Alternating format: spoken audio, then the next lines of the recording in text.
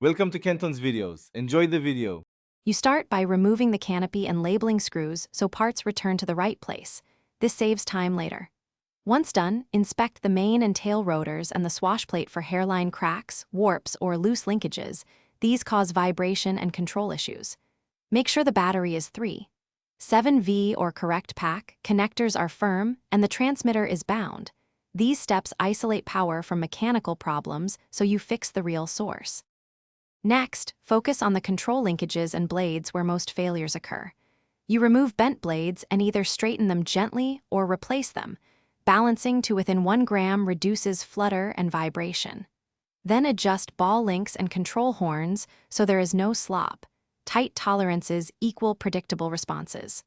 Once that's set, lubricate bearings lightly and verify the rotor spins freely. This prevents binding and ensures the control input. Now you finalize settings and run controlled tests before full flight.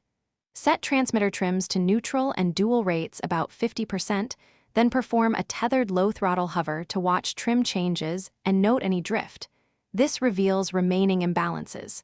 If it hovers cleanly, gradually increase throttle and test maneuvers. If instability persists, swap the receiver or ESC to isolate electronics.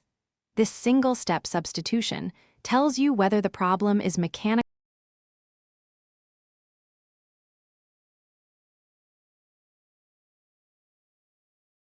Thanks for watching. Consider subscribing if we helped you.